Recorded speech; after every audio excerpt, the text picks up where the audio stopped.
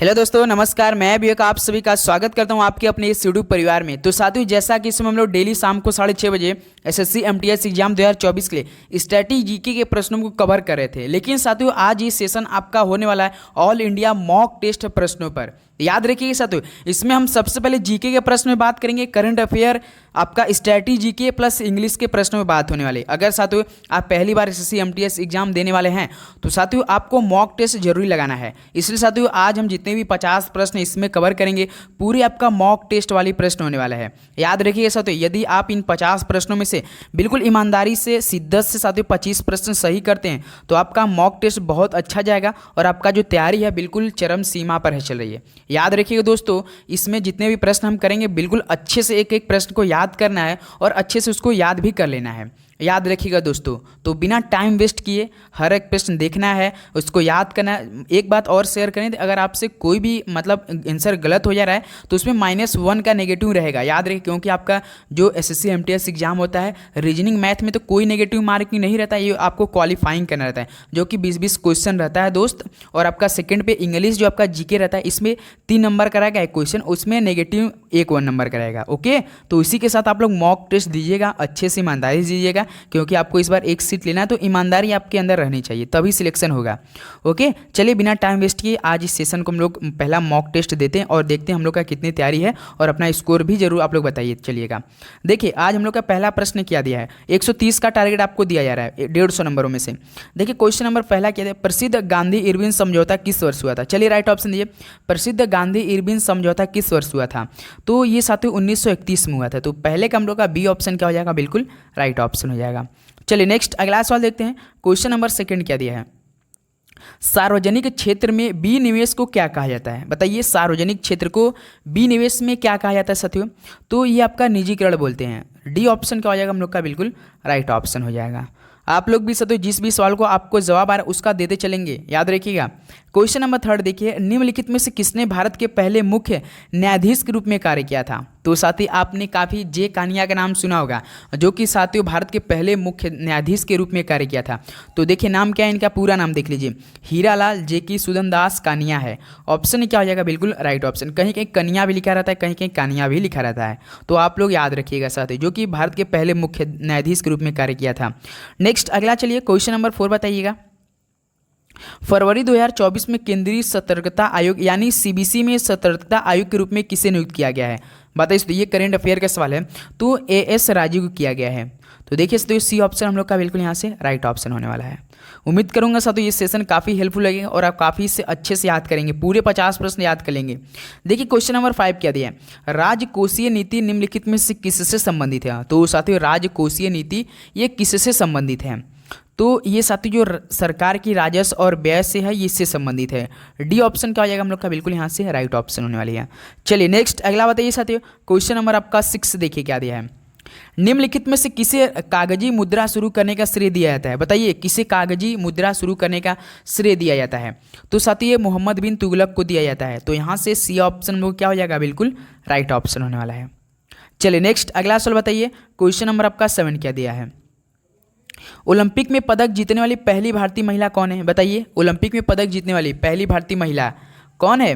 तो कर्णम मल्लेश्वरी है। याद रखिएगा दोस्त, ऑप्शन क्या हो जाएगा हम लोग का, बिल्कुल राइट ऑप्शन। पूरे 50 प्रश्न होगा, पूरे मॉक टेस्ट होगा, आपको एनालिसिस करना है कि मॉक टेस्ट में कैसे प्रश्न बनते हैं, याद रखिएगा दोस्त। चलिए अगला बताइए, क्वेश्चन नंबर आपका 8 देखिए क्या दिया है, बाला देवी चंद्रशेखर द्वारा यूनेस्को मुख्यालय में लॉन्च की गई फिल्म का नाम क्या है। बताइए बाला देवी चंद्रशेखर द्वारा यूनेस्को मुख्यालय में लॉन्च की फिल्म का नाम क्या है। भाई साहब ये सवाल तो लगता है आपके लिए दिल धड़काने वाले प्रश्न हो सकता है। तो याद रखिएगा दोस्त, बृहदेश्वर फॉर्म टू फॉर्मलेस है। तो ये ऑप्शन हम लोग का बिल्कुल यहाँ से राइट ऑप्शन होने वाला है। चलिए अगला सवाल बताइए साथियों, क्वेश्चन नंबर आपका 9 देखिए क्या दिया सवाल, निम्नलिखित में से किस उपकरण का उपयोग वायु या गैस की आर्द्रता को मापने के लिए किया जाता है। बताइए किस उपकरण का उपयोग करते हैं जो कि वायु या गैस की आर्द्रता को मापने के लिए किया जाता है। तो वो साथियों किसका उपयोग किया करते हैं आप लोग, बताइए राइट ऑप्शन दीजिए। तो दोस्त ये हाइग्रोमीटर का उपयोग करते हैं। तो यहाँ से ऑप्शन हम लोग का बिल्कुल राइट ऑप्शन हो जाएगा। चलिए नेक्स्ट अगला बताइए साथियों, क्वेश्चन नंबर आपका 10 देखिए, प्रतिष्ठित पद्मश्री पुरस्कार से सम्मानित होने वाली पहली भारतीय अभिनेत्री कौन थी? इस पे आप लोग स्टार लगाएंगे दोस्त, याद रखेंगे। जो कि बताइए प्रतिष्ठित पद्मश्री पुरस्कार से सम्मानित होने वाली पहली भारतीय अभिनेत्री कौन थी? तो याद रखिएगा दोस्तों, नरगिस थी। ऑप्शन ए हम लोग के हाथ से बिल्कुल राइट ऑप्शन हो जाएगा। ओके, चलिए नेक्स्ट अगला सवाल देखते हैं। साथ ही क्वेश्चन नंबर आपका 11 देखिए। मिशन कर्मयोगी कार्यक्रम किसके लिए है? बताइए, मिशन कर्मयोगी कार्यक्रम साथियों किसके लिए होता है? तो ये सिविल सेवकों के लिए होता है। तो यहाँ से दोस्त सिविल सेवक आपका बिल्कुल राइट ऑप्शन, एकदम आराम साथियों, आसान भाषा में बिल्कुल आपके हिसाब से हम ये क्लास डेली सुबह में आपका 11 AM पे और शाम को साथियों 6:30 बजे, ये दोनों टाइम याद कर लीजिए आप लोग। ओके, चलिए नेक्स्ट अगला बताइए। क्वेश्चन नंबर 12 देखिए। कोडाई कैनाल भारत के निम्नलिखित में से किस राज्य में स्थित एक हिल स्टेशन है? बताइए, कोडाई कैनाल से भारत के किस राज्य में स्थित एक हिल स्टेशन है? तो याद रखिए तमिलनाडु में स्थित है। तो यहाँ से दोस्त हम लोग का बी ऑप्शन क्या हो जाएगा? बिल्कुल राइट ऑप्शन हो जाएगा। ओके, चलिए अगला बताइए। क्वेश्चन नंबर 13 देखिए क्या दिया सॉल्व, और आप लोग इस सॉल्व का राइट ऑप्शन देंगे। भारत जीपीटी समूह द्वारा लॉन्च की जाने वाली चैट जीपीटी जैसी सेवा का नाम क्या है? अवतार, हनुमान, चतुर या चाणक्य? बताइए, राइट ऑप्शन दीजिए। भारत जीपीटी समूह द्वारा लॉन्च की जाने वाले चैट जीपीटी जैसी सेवा का नाम हनुमान है, याद रखिएगा दोस्त। तो ऑप्शन आप लोग का बी बिल्कुल राइट ऑप्शन हो जाएगा। चलिए नेक्स्ट अगला सवाल देखते हैं दोस्त। क्वेश्चन नंबर आपका 14 देखिए। किस क्षेत्र में बहुत ही सीमित वनस्पति मिलती है? बताइए, किस क्षेत्र में बहुत ही सीमित वनस्पति मिलती है? तो ये आपका टुंड्रा क्षेत्र में सबसे साथियों कम मिलती है, कम सीमित में आपका वनस्पति मिलती है। तो यहाँ से बी ऑप्शन हम लोग का बिल्कुल राइट ऑप्शन हो जाएगा। चलिए नेक्स्ट अगला सवाल देखते हैं। क्वेश्चन नंबर आपका 15 देखिए। डैश को गोल्डन फाइबर के रूप में जाना जाता है? बताइए किसको गोल्डन फाइबर के रूप में जाना जाता है? सभी को पता होना चाहिए, काफ़ी इजी सवाल, बताइए, राइट ऑप्शन दीजिए। तो साथियों जूट को जानते हैं आप लोग गोल्डन फाइबर के रूप में। ऑप्शन ए हम लोग का बिल्कुल राइट ऑप्शन हो जाएगा। चलिए नेक्स्ट अगला सवाल देखते हैं। क्वेश्चन नंबर आपका 16 देखिए। संयुक्त राष्ट्र का मुख्यालय कहाँ पर स्थित है? बताइए, संयुक्त राष्ट्र का मुख्यालय कहाँ पर स्थित है? तो दोस्तों ये आपका न्यूयॉर्क में स्थित है। ऑप्शन सी हम लोग का बिल्कुल सही जवाब हो जाएगा।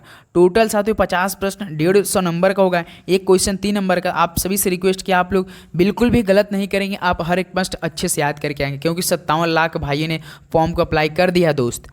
तो याद रखिएगा उसी प्रकार आपको तैयारी भी करना है दोस्त। हमारे मुश्किल से 1.5 महीना बाकी यहाँ से। देखिए क्वेश्चन नंबर 17 क्या दिया है?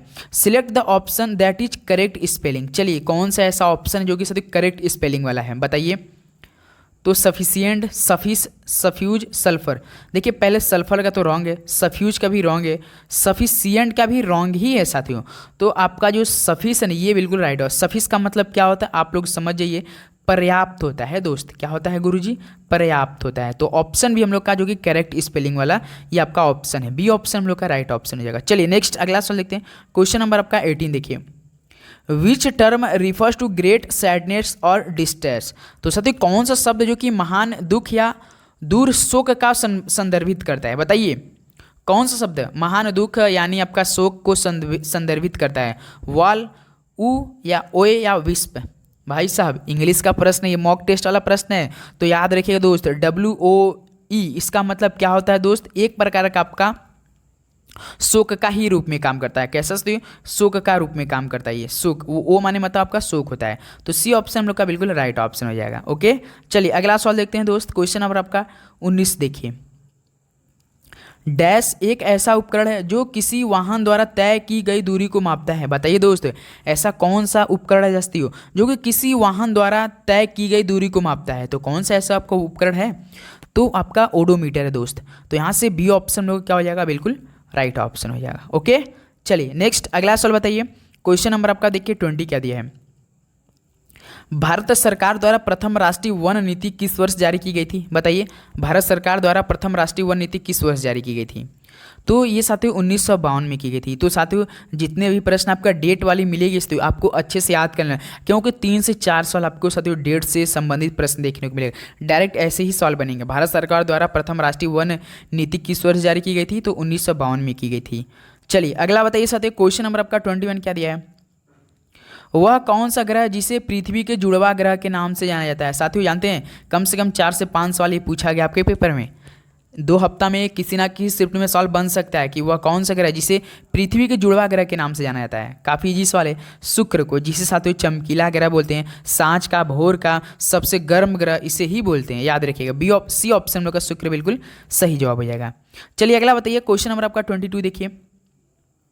निम्नलिखित में से किस समिति ने भारत के संविधान में मौलिक कर्तव्यों को शामिल करने का सिफारिश की थी? बताइए, किस समिति ने भारत के संविधान में साथियों मौलिक कर्तव्यों को शामिल करने की सिफारिश की थी? बताइए।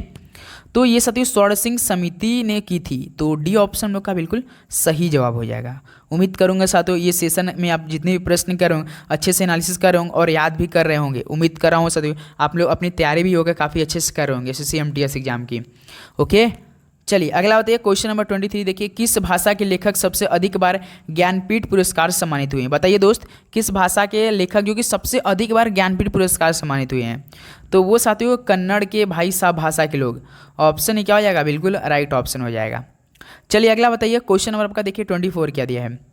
आदित्य L1 मिशन ग्रह तारे के अध्ययन से संबंधित है। बताइए आदित्य L1 साथियों किस मिशन ग्रह या तारे से अध्ययन से संबंधित है? तो ये साथियों आपका सूर्य से संबंधित है, तो ऑप्शन क्या हो जाएगा हम लोग का? बिल्कुल राइट ऑप्शन हो जाएगा। चलिए दोस्त बताइए, लाल ग्रह को किस ग्रह और नाम जानते हैं आप लोग? बताइए लाल ग्रह को साथियों और किस नाम से भी जाना जाता है? राइट ऑप्शन दीजिए आप लोग तो कमेंट बॉक्स में। और बताइए सबसे बाहरी ग्रह भी कौन है? इन्हीं ऑप्शन में से है बाहरी ग्रह, आप लोग किसे जानते हैं? इस सवाल का राइट ऑप्शन देंगे सभी दोस्त। चलिए अगला बताइए, क्वेश्चन नंबर आपका 25 देखिए। सेब से संबंधित रोग को और किस रूप में जाना जाता है? बताइए दोस्त, सेब से संबंधित रोग को और किसके रूप में जाना जाता है? राइट ऑप्शन दीजिए। तो ये साथियों फायर ब्लाइट के नाम से जाना जाता है। ऑप्शन डी हम लोग का बिल्कुल राइट ऑप्शन होने वाला है। चलिए नेक्स्ट अगला सवाल देखते हैं साथियों, क्वेश्चन नंबर आपका 26 देखिए। संविधान की किस अनुसूची में दल बदल विरोधी कानून एंटी डिफेक्शन लॉ का प्रावधान किया गया? बताइए किस अनुसूची में साथियों दल बदल विरोधी कानून का प्रावधान किया गया है? तो ये साथियों आपका जो 10वीं अनुसूची है ना उसमें किया गया है, तो ऑप्शन ए हम लोग का यहाँ से बिल्कुल राइट ऑप्शन हो जाएगा। चलिए नेक्स्ट अगला सवाल देखते हैं साथियों, क्वेश्चन नंबर आपका देखिए 27 क्या दिया है। निम्नलिखित में से चोल वंश का संस्थापक कौन था? बताइए चोल वंश का संस्थापक कौन था? तो विजयालय थे। ऑप्शन हम लोग का क्या हो जाएगा? बिल्कुल राइट ऑप्शन हो जाएगा। चलिए नेक्स्ट अगला सवाल बताइए, क्वेश्चन नंबर 28 देखिए। व्यक्तिगत प्रयोज्य बराबर व्यक्तिगत आय माइनस और क्या होता है? सब्सिडी या व्यक्तिगत कर या किराया या वेतन। बताइए दोस्त, जो व्यक्तिगत प्रयोज्य होता है वो किसके बराबर होता है? तो व्यक्तिगत आय और माइनस आपका व्यक्तिगत कर के बराबर होता है, तो बी ऑप्शन हम लोग का क्या हो जाएगा? यहाँ से बिल्कुल राइट ऑप्शन हो जाएगा। ओके, चलिए बताइए आप लोग का 28 क्वेश्चन कल या आप लोग का कितना स्कोर बना? 28 तय आपका कितना होता है? बताएंगे सभी दोस्त आपका 28 तय हो जाएगा, 84 नंबर हो जाएगा।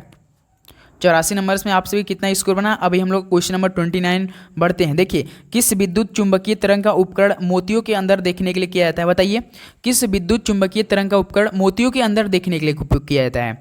तो साथियों एक्स किरण का उपयोग करते हैं। ऑप्शन हम लोग क्या हो जाएगा? बिल्कुल राइट ऑप्शन। एक्स किरण बहुत तगड़ा होता है, एक्स रे जो होता है आपका। चलिए अगला सवाल बताइए, क्वेश्चन नंबर आपका 30 देखिए। मगध के निम्नलिखित शासकों को उनके शासन के कालक्रम में लिख रखिए। चलिए ये सवाल आप लोग जरूर से पढ़िएगा क्योंकि वेरी वेरी इंपॉर्टेंट है। बताइए मगध के शासक को उनको शासन काल के क्रम में लिखना है साथियों। बताइए सबसे पहले कौन आए थे, उसके बाद कौन आए थे? तो सबसे पहले साथियों बिंबिसार आए थे। तो सर देखिए बिंबिसार किस नंबर पे हैं हम लोग देखेंगे? 2 नंबर पे, तो 2 नंबर यहाँ लिख लेते हैं। उसके बाद साथियों बिंबिसार के बाद कौन आए थे? बताइए आप लोग। तो बिंबिसार के बाद साथियों अजातशत्रु आए थे। बिल्कुल आपको पता, बिंबिसार के बाद अजातशत्रु, तो यहाँ देखिए 4 नंबर पे हैं, तो हम लोग 4 नंबर लिख लेते हैं। उसके बाद दोस्त कौन आए थे? बिंबिसार BAB, फिर BAB से याद किए हम दोस्तों आपका बिंदुसार। फिर देखिए बिंबिसार, फिर उसके बाद अजातशत्रु, फिर बिंदुसार। ओके देखिए पहले नंबर पे 2 4 1, फिर उसके बाद साथियों लास्ट में अशोक बचे हैं, तो लास्ट में अशोक, तो 3 नंबर। देखिए 2 4 1 3 ऐसा ऑप्शन में 2 1 4 3 2 4 1, देखिए सी ऑप्शन आपका बिल्कुल सही है। 2 4 1 3 आपका बिल्कुल सही है सवाल, जो कि साथियों सबसे पहले बिंबिसार, उसके बाद दोस्त आपका अजातशत्रु, उसके बाद तीसरे नंबर पे आए थे बिंदुसार, उसका लास्ट में अशोक। तो इस तरह से आपका बन रहा है ऑप्शन सी। देख लीजिए आप लोग, मगध के शासन का उनके कालक्रम में आपको सही से बैठाना था, तो सी ऑप्शन बिल्कुल राइट ऑप्शन हो जाएगा। चलिए अगला सवाल देखते हैं, क्वेश्चन नंबर आपका 31 देखिए। भारतीय राष्ट्रीय कांग्रेस के गठन के समय भारत का वायसराय कौन था? चलिए एक सवाल आप सभी से पूछना चाह रहे हैं कि भारतीय राष्ट्रीय कांग्रेस की स्थापना बताइए तो किस वर्ष में हुई थी? चलिए राइट ऑप्शन दीजिए। तो उसमें भारत का वायसराय कौन था जब गठन हुआ था? तो याद रखिएगा दोस्तों, ये लॉर्ड डफरिन थे। ऑप्शन सी क्या हो जाएगा हम लोग का? बिल्कुल राइट ऑप्शन हो जाएगा। चलिए अगला बताइए, क्वेश्चन नंबर आपका 32। विश्व एथलेटिक्स दिवस प्रतिवर्ष कब मनाया जाता है? बताइए, विश्व एथलेटिक्स दिवस प्रतिवर्ष कब मनाया जाता है? तो याद रखिए दोस्तों, 7 मई को मनाया जाता है। ऑप्शन सी हम लोग का बिल्कुल राइट ऑप्शन हो जाएगा। नेक्स्ट अगला बताइए दोस्त, क्वेश्चन अब आपका 33 देखिए। दिल्ली, मुंबई, चेन्नई और कोलकाता को जोड़ने वाला स्वर्णिम चतुर्भुज परियोजना किसका हिस्सा है? बताइए, किस परियोजना के हिस्सा साथ जो कि दिल्ली, मुंबई, चेन्नई और कोलकाता को जोड़ने वाला है स्वर्णिम चतुर्भुज? तो याद रखिए, भारतमाला परियोजना का हिस्सा है। भारतमाला जो परियोजना है तो इसका हिस्सा है। ऑप्शन हम लोग के यहाँ से बिल्कुल राइट ऑप्शन हो जाएगा। चलिए अगला बताइए, क्वेश्चन नंबर आपका 34 देखिए, क्या दिया है सवाल। निम्नलिखित में से कौन सा तत्व एक आदर्श गैस है जिसकी परमाणु संख्या 18 है? बताइए, कौन सा तत्व है साथी जो कि एक आदर्श गैस भी है और जिसकी परमाणु संख्या 18 है? तो वो साथी आपका ऑर्गन होती है। ऑप्शन ए हम लोग का बिल्कुल राइट ऑप्शन हो जाएगा। तो साथियों, चैनल पे हैं तो आप लोग प्लीज़ सब्सक्राइब कर लीजिएगा, क्योंकि देखिए डेली क्लास हम प्रोवाइड करते हैं और जो भी आपका क्वेरी हो, क्वेश्चन है, कोई भी डाउट हो किसी सब्जेक्ट में, वो हमें आप लोग पूछ सकते हैं। बिल्कुल आपका हर एक सवाल का जवाब देंगे और आप वो जो प्रॉब्लम रहेगी उसे मैं सॉल्व करने का प्रयास जरूर करेंगे दोस्त। देखिए क्वेश्चन नंबर 35 देखिए, भारत के संविधान के अनुसार निम्नलिखित में से कौन सा देश के शासन के लिए आधारभूत है? बताइए, भारत के संविधान के अनुसार से कौन सा देश के शासन के लिए आधारभूत है? तो साथियों ये आपका राज्य के नीति निर्देशक तत्व है। तो ऑप्शन सी हम लोग का बिल्कुल राइट ऑप्शन हो जाएगा। देखिए दोस्तों, मॉक टेस्ट वाला जो प्रश्न बनते हैं वो काफ़ी थोड़ा सा कठिन रहता है, लेकिन पेपर में जो सवाल आएंगे साथियों उससे थोड़ा लेवल ही कम आएगा। इससे साथियों करते हैं कि मॉक टेस्ट वाला यदि आप हल करते हैं तो आप शुरू से तो तैयारी करेंगे ना, जीरो से करेंगे और हीरो तक जाएंगे तो उसमें सब आपका कवर होगा। तो इसलिए साथियों मॉक टेस्ट प्लस अपना जो बेसिक है उसको क्लियर करते रहिएगा। देखिए क्वेश्चन नंबर 36, गरीबी हटाओ का नारा किस पंचवर्षीय योजना में दिया गया था? बताइए, गरीबी हटाओ का नारा किस पंचवर्षीय योजना में दिया गया था? तो उसे पंचम पंचवर्षीय योजना में दिया गया था। तो सी ऑप्शन क्या हो जाएगा आपका? राइट ऑप्शन हो जाएगा। चलिए अगला देखते हैं साथियों, क्वेश्चन नंबर आपका 37। कौटिल्य और चंद्रगुप्त मौर्य के हाथों नंदों के पतन को किस संस्कृत नाटक में स्पष्ट रूप से चित्रित किया गया है? बताइए साथियों, कौटिल्य और चंद्रगुप्त मौर्य के हाथों नंदों के पतन को किस संस्कृत नाटक भाषा में स्पष्ट रूप से चित्रित किया गया? तो गुरुजी ये तो आपका मुद्रा राक्षस में किया गया है। ऑप्शन ए हम लोग का बिल्कुल राइट ऑप्शन हो जाएगा। देखिए जब हम सवाल पढ़ रहे हैं तो आप लोग का राइट ऑप्शन आ जाना चाहिए। इस तरह की तैयारी चाहिए, इस तरह का मॉक टेस्ट लगाना पड़ता है। देखिए क्वेश्चन नंबर 38, 1956 में प्रख्यात भरतनाट्यम नृत्यांगना रुक्मणी देवी अरुंडोल को निम्नलिखित में से कौन सा पुरस्कार प्राप्त हुआ था? बताइए, 1956 में रुक्मणी देवी अरुंडेल को साथियों कौन सा पुरस्कार प्राप्त हुआ था? तो उनको साथियों पद्म भूषण प्राप्त हुआ था। पद्म भूषण, डी ऑप्शन बिल्कुल हमारे का राइट ऑप्शन होने वाला है। चलिए अगला बताइए, क्वेश्चन नंबर आपका 39 देखिए। डैश, आज आप लोग का तो थोड़ा सा दिमाग हिल रहा होगा क्योंकि सर इतना कैसे सवाल कर पाएंगे हम लोग, ये तो मुझे पता चल रहा होगा कि आप आज सवाल जो है साथियों काफ़ी कठिन लेवल का है सवाल। देखिए, ICFRE के महानिदेशक के रूप में नियुक्त होने वाली पहली महिला अधिकारी बनी, तो कौन बनी साथियों? ICFRE के महानिदेशक के रूप में जो कि नियुक्त होने वाली पहली महिला अधिकारी बनी, वो साथियों बनी थी कंचन देवी। कंचन देवी, कंचना आप लोगों ने फिल्म में देखा होगा तो उनके अनुसार आप लोग याद कर लीजिएगा। डी ऑप्शन बिल्कुल सही जवाब हो जाएगा। चलिए अगला बताइए साथियों, क्वेश्चन नंबर आपका 40 देखिए। ध्वनि तरंग जिनकी आवृत्ति कितने हर्ट्ज से कम होती है उन्हें अवश्रव्य तरंग कहा जाता है? बताइए साथियों, जो ध्वनि तरंग होती है जिनकी आवृत्ति साथियों लगभग आपका साथियों याद रखिएगा 20 हर्ट्ज से कम होती है उन्हें अवश्रव्य तरंग कहते हैं। डी ऑप्शन आपका बिल्कुल सही हो जाएगा। 20 साथियों याद रखिए, उन्हें साथियों अवश्रव्य तरंग कहते हैं जिनकी 20 हर्ट्ज से कम होती है। HJ से, हर्ट्ज को किससे डिनोट करते हैं? HJ से, HZ से डिनोट करते हैं, याद रखिएगा। चलिए अगला बताइए, क्वेश्चन नंबर आपका 41 देखिए। नुआखाई एक फसल उत्सव भारत के मुख्य रूप से निम्नलिखित में से किस राज्य में मनाया जाता है? बताइए, नुआखाई साथी एक फसल उत्सव है। डायरेक्ट सवाल ऐसे पूछता है कि एक फसल उत्सव आप उन्हें से बताइए कौन है, तो ऑप्शन देगा नुआखाई, ये किस राज्य में मनाया जाता है? तो याद रखिए दोस्तों, उड़ीसा राज्य में मनाया जाता है। यहाँ से डी ऑप्शन में क्या हो जाएगा? बिल्कुल राइट ऑप्शन हो जाएगा। चलिए नेक्स्ट अगला सवाल देखते हैं साथी, क्वेश्चन नंबर आपका 42 इंग्लिश का। Select the wrongly spelled word. बताइए, इनमें से आपको गलत वाला स्पेलिंग वाला वर्ड बताना है। बताइए कौन है इसमें साथियों? तो फॉरवर्ड तो बिल्कुल सही लग रहा है आपका, फराहो भी बिल्कुल सही है, फॉरेन हेड भी बिल्कुल सही है, लेकिन दोस्त आपका जो लियासिन है ना ये बिल्कुल आपका रॉन्ग है। तो याद रखिएगा दोस्त, लियासिन का स्पेलिंग क्या होता है दोस्त? याद रखिए आप लोग, LIAI से शुरू हो जाता है, उसका SON हो जाता है। ओके, उम्मीद करूँगा इसका मतलब क्या होता है? संपर्क होता है। चलिए नेक्स्ट अगला बताइए साथियों, क्वेश्चन नंबर आपका 43 देखिए। Find the antonym of the given word. Antonym का मतलब क्या होता है? विलोम शब्द होना है। बताइए प्रीक्लुएट का मतलब क्या होता है? प्रीक्लुएट का मतलब होता है बंद करना। क्या होता है गुरुजी? बंद करना। अब तो आप लोग बता ही सकते हैं, विलोम शब्द बताइए तो याद रहे एडवांस हो जाएगा दोस्त। बी ऑप्शन क्या हो जाएगा हम लोग का? बिल्कुल राइट ऑप्शन हो जाएगा। ओके चलिए अगला बताइए, क्वेश्चन नंबर आपका देखिए सकते 44 क्या दिया है। फिर देखिए select the most appropriate. Most appropriate का मतलब होता है सबसे उपयुक्त। Antonym of the given word down. Down का मतलब क्या होता है दोस्त? बताइए डाउन का मतलब आपका क्या होना चाहिए? चलिए बताइए, मॉर्निंग, सनराइज, डे ब्रेक या डस्क। चलिए ये सवाल आप लोग हमें राइट ऑप्शन डाउन का नीचे होता है, आप सभी को पता होना चाहिए। इसका आप लोग हमें एंटोनिम बताइए, विलोम से बताइए। देखते हैं कौन कौन बिल्कुल सही जवाब देता है इस सवाल का राइट ऑप्शन हमें। चलिए अगला बताइए, क्वेश्चन नंबर आपका 45। कमेंट बॉक्स में सभी दोस्त हमें बताएंगे। देखिए क्वेश्चन नंबर 45 क्या दिया है। भारतीय संविधान में राज्य के नीति निर्देशक सिद्धांतों का विशेषता किस संविधान से ली गई है? बताइए भारतीय संविधान में से जो राज्य के नीति निर्देशक सिद्धांत है ये इसकी विशेषता किस संविधान से ली गई है? तो ये साथियों आयरलैंड देश से ली गई है। ऑप्शन ही हम लोग का क्या हो जाएगा? बिल्कुल राइट ऑप्शन, आयरलैंड के संविधान से ली गई है, जो साथियों आपका भारतीय संविधान में राज्य के नीति निर्देशक सिद्धांत हैं। चलिए अगला बताइए, क्वेश्चन नंबर आपका 46 देखिए। रविन्द्रनाथ टैगोर द्वारा लिखित कल्पगुच्छ किसका संग्रह है? बताइए जो रविन्द्रनाथ टैगोर द्वारा लिखित कल्पगुच्छ है ये किसका संग्रह करता है? तो साथियों लघु कथाओं का ये संग्रह करता है। तो ऑप्शन सी हम लोग का बिल्कुल राइट ऑप्शन है। तो साथियों टोटल 46 सवाल हम लोग कंप्लीट करते हुए आप लोग से सभी से रिक्वेस्ट कि आप लोग जरूर स्कोर चेक करते रहिएगा और एनालिसिस भी जरूर करते रहिएगा दोस्त। देखिए क्वेश्चन नंबर 47 क्या दिया? Select the most appropriate meaning of the given idiom. Idiom का दिया, इसका मतलब से एक आपका मतलब सेंटेंस दिया रहेगा, उसको आपको समझ कर केवल एक वर्डों में देना है राइट ऑप्शन। जैसे आपका देखिए अ क्लोज फिस्टेड पर्सन, इसका मतलब क्या होता है साथियों? एक बंद मुट्ठी वाला व्यक्ति। एक बंद मुट्ठी वाला व्यक्ति के लिए एक शब्द बताइए, क्या हो जाएगा दोस्तों? तो याद रखिएगा दोस्तों, अ क्लोज फिस्टेड पर्सन का मतलब होता है अमीजर होता है। क्या दोस्त? अमीजर। इसका मतलब क्या होता है? एक कंजूस। आप लोग समझ सकते हैं, एक बंद मुट्ठी व्यक्ति वाला क्या हो जाएगा? बिना खर्चा करने वाला, तो कंजूस ही बोलेंगे। तो एक कंजूस, अमीजर मतलब एक कंजूस होता है। तो ये ऑप्शन यहाँ से हम लोग का बिल्कुल राइट ऑप्शन हो जाएगा। चलिए अगला बताइए दोस्त, क्वेश्चन नंबर आपका देखिए 48 क्या दिया है। जब भारत में व्यपगत का सिद्धांत लागू किया गया था तब भारत का गवर्नर जनरल कौन था? बताइए कौन था साथियों जब भारत में व्यपगत का सिद्धांत लागू किया गया था? तो याद रखिएगा दोस्तों लॉर्ड डलहौजी था। ऑप्शन यहाँ से लॉर्ड डलहौजी हम लोग का बिल्कुल राइट ऑप्शन हो जाएगा। चलिए अगला बताइए साथियों, क्वेश्चन नंबर आपका 49 देखिए।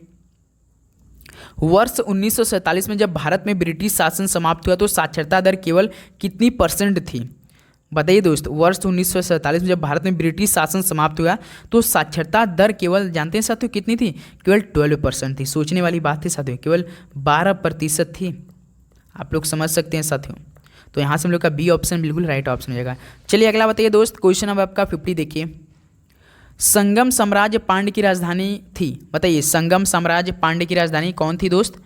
बताइए। तो मदुरै थी। डी ऑप्शन क्या हो जाएगा हम लोग का बिल्कुल राइट ऑप्शन हो जाएगा। तो साथियों ये टोटल 50 आपका ऑल इंडिया मॉक टेस्ट वाला प्रश्न वाला सवाल कंप्लीट होता हुआ। अब ये बताइए आपसे कितना स्कोर बना पाया? क्या आप लोगों ने 150 नंबरों में से क्या आप लोग 130 नंबर अचीव किया या नहीं? बताइए आप लोग सही से आप लोग बताएंगे इधर ईमानदारी से। उम्मीद करूंगा आप लोग जरूर बताएंगे और अपने दोस्तों में जरूर शेयर कीजिएगा यार, लाइक करने का ना भूलिएगा, क्योंकि आप ही लोग के लिए डेली 11 AM शाम को 6:30 PM पे क्लास लगवाते हैं, एकदम अच्छे से लगवाते हैं। कोई भी डाउट हो तो प्लीज़ हमसे पूछा कीजिए, तो आपको हर एक डाउट क्लियर करने का प्रयास करेंगे दोस्त। तो याद रखिए, तो बिल्कुल ईमानदारी से हम लोग आपके क्लास डेली प्रोवाइड करते हैं, तो आपको भी उसी ईमानदारी से तैयारी करना है दोस्त। तो चलिए दोस्त आज इस सेशन को यही समाप्त करते हैं। मिलते हैं कल 11 AM पे एक बेहतरीन सेशन के साथ, एकदम नया जोश के साथ। सभी को जय हिंद, वंदे मातरम। पढ़ाई करते रहिए। सभी को ऑल द वेरी बेस्ट। धन्यवाद।